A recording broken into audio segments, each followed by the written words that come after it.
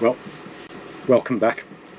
As promised, I'm going to show you another way to rig weedless. This is probably the most often used method.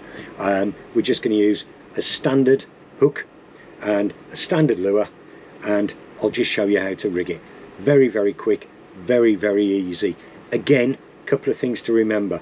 Hooks need to be super sticky, sharp, and whatever plastic lure you're using has got to have either a slit cut into it, or be collapsible, or be nice soft plastic, not a big hard lump. You don't want to hide the hook out of sight. Right, the last one we did, I used a weighted swim bait hook, which was the TK 170. This time I'm going to use the TK 110. Probably the staple. It's the usual type of hook that most people have got in their tackle box or have seen. Quite fine gauge. Look at that hook point catching the light again. Quite fine gauge, bit of flex in the steel. Again, don't want anything that's brittle, got to be nice and sharp. All I'm going to do is rig it with a small Molix RA Shad. I think it's around about 3.5 inches, somewhere around about that. Just a nice little standard shad. It's already got a pre-cut groove in the bottom, only a small one, and the same in the back.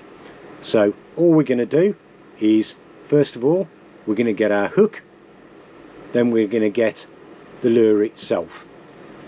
And again, we're just going to go in through the nose of the lure, roughly to where the bend is.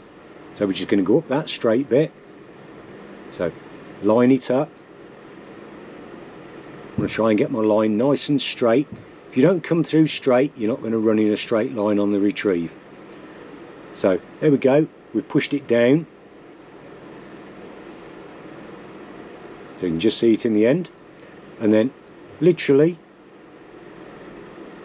out it comes. Just like that. Wet the shank. Oh, definitely salt on these, something. Very tasty if you're a fish. Pull it round. As we pull it round, get to the end and just rotate it. You can see the hook by the side, just the eye of the hook poking out. Then all I do to line it up is I put it against the body of the lure itself.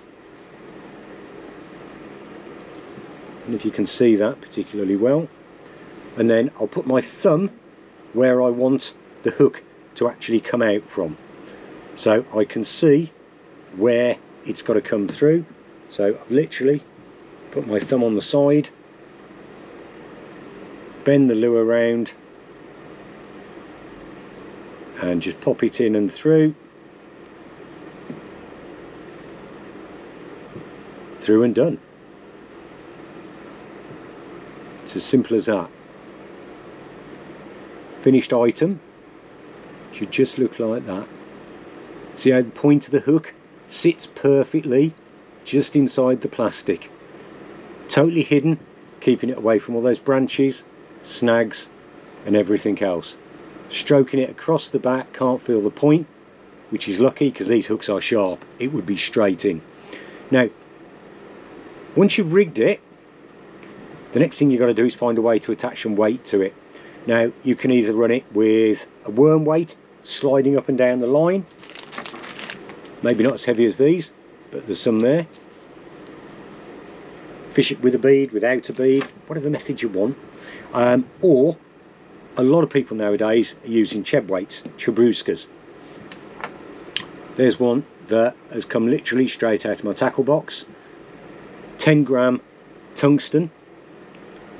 Just remember, with these cheb weights, they're not all equal. Some of them have got really nasty, cheap wires running through them, and you know, they look okay. You get a decent fish on, decent scrap, those wires can straighten and pull out. The other thing is, remember how you put them on. You want the majority of the weight below the center line, so as that way it will keel your lure. Otherwise it's going to come in upside down. I'm not saying there's anything wrong with that, but just remember, have it so as it does keel and it runs the right way round. Much prefer tungsten over lead because you can feel more. Anyway, this is meant to be about weedless rigging, not about what's on the front. So quick and easy, bang the hook through, job's done.